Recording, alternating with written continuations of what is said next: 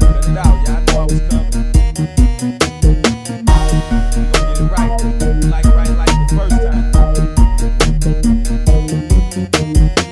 It's a natural reaction. They start mixing the facts in. They put their story with your story, like that's really what happened. Women front for these fellas, fellas front for these women. It's a trait that's passed down from old heads right down to their children. Homie, don't be surprised, like you not living a lie. When them shells dump and you die, cause you be stunting and why? Look at me right in the eye, knowing you telling a lie. You go to hell and you fry, you won't be seeing your guide. Pretty and yellow Hummers, they riding 22s. I seen these cats off in the club with nobody like woo. Say these brothers some fools, thinking this stunting is cool. You should keep it real if it's something you know you don't do.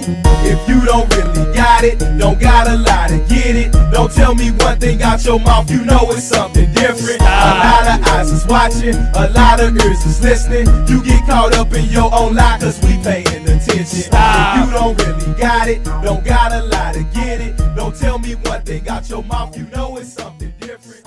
Hey, this is Big Gene from Raw Deal, The Last Big Night, and now the YouTube Cooking and Conversation. Thank you for your support. I'm here to share with you a letter to Big.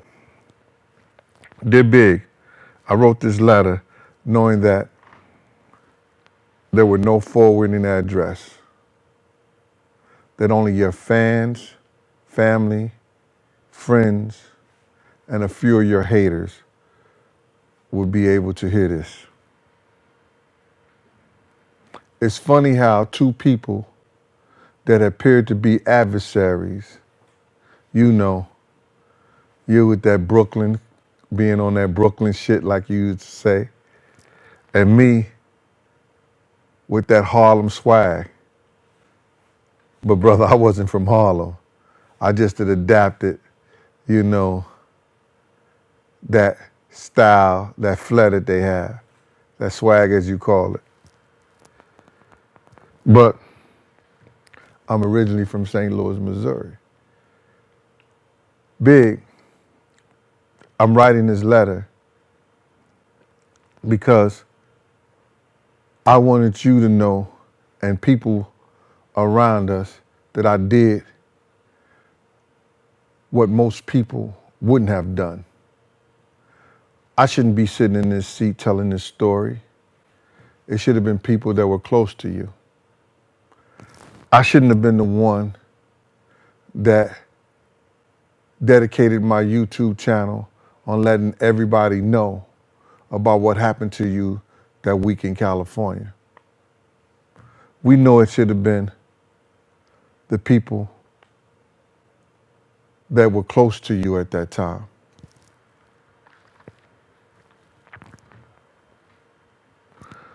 Though from two different places, and one day we became very close. I remember at that Soul Train Awards, you said, and you looked at me, now you look like you from Brooklyn. I guess I kept that kind of look because I got my Timbs on with this Coogee sweater. Is that Brooklyn enough for you, Big? I remember all I could do was smile when you said that. Your generosity was like none other. I remember when Lugs and Nike used to send you boxes of gear.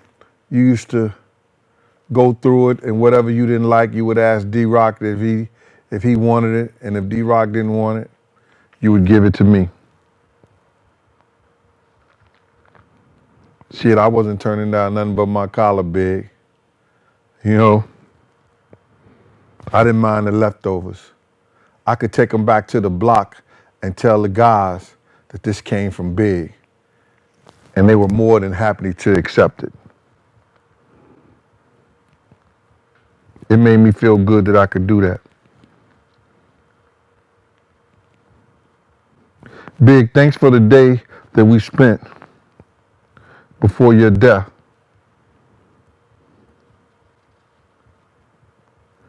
The fun and the laughs we had, I knew you respected me.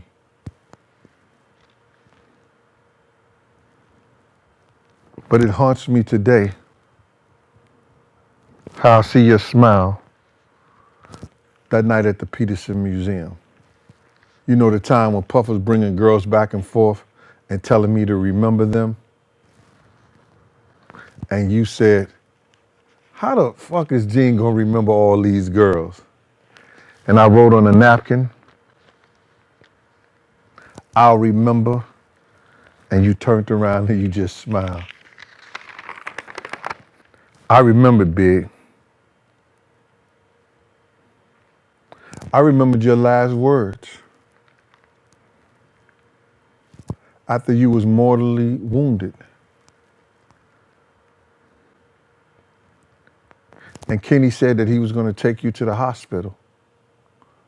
And you said, just do it. I don't know if Nike had a commercial about that, but back in 97, but you could have coined that phrase and made millions from it.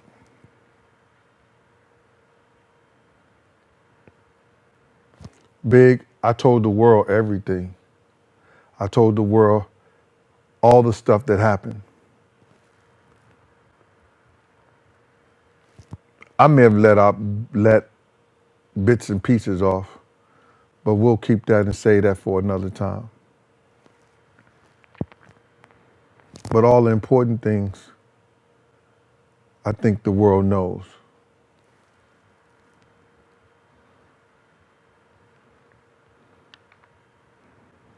I even told your mother everything, Big. After being ridiculed and ostracized by the people that claim that they loved you and loved me, it was hard. But we made it. I guess some people thought I was your bodyguard, and I let you die. You and I both knew that wasn't true.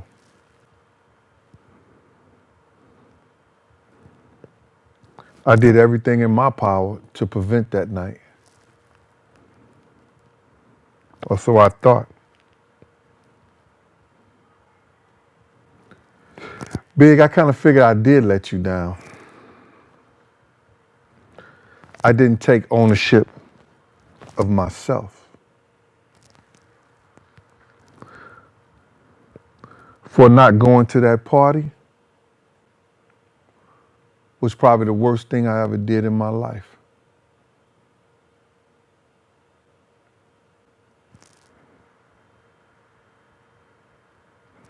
I shouldn't have went to that party, Big. Maybe that would have been your out, and I've said that. But it still haunts me for allowing myself to go.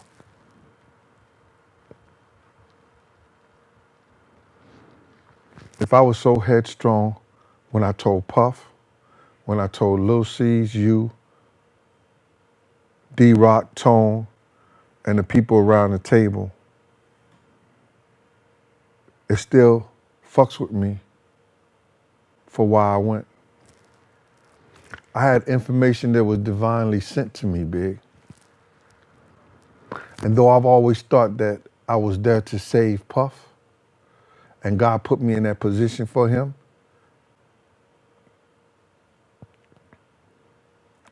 I really believe you should have been the one that should have been saved.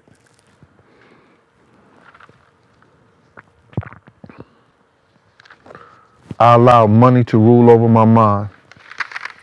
I allowed that dollar to make my sense. Nevertheless, Big, I've given back. It's this new thing called social media. These kids is blowing this shit out the water, man. People don't buy albums, CDs.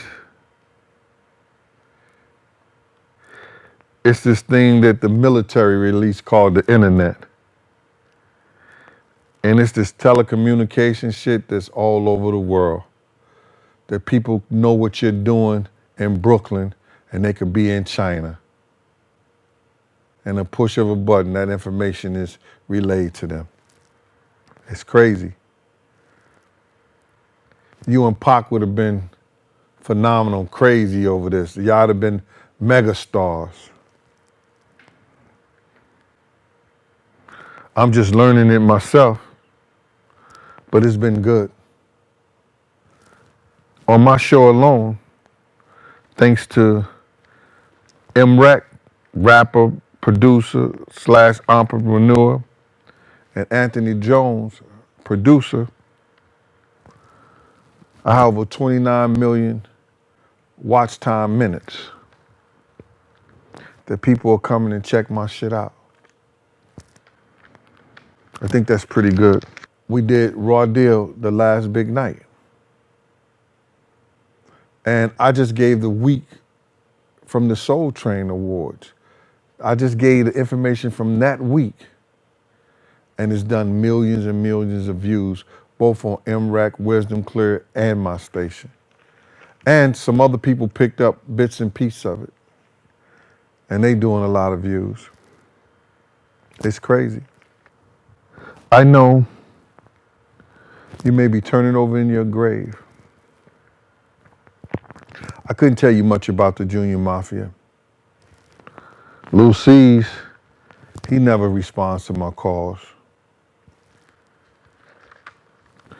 D-Rock is working hand to hand with your man Diddy, Puffy. Now you know why you was at that party.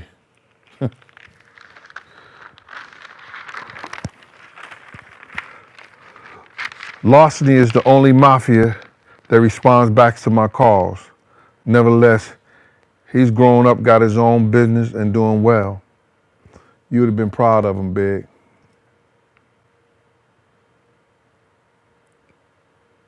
Don't know much about Lil' Kim, but you know she was a gangster. And she's gonna make stuff happen for herself and do all right. So I think she's good.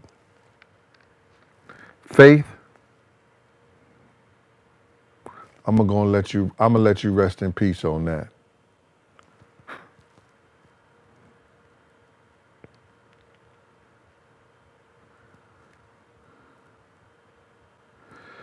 Getting back to when you said, just do it before you took your last breath and closed your eyes.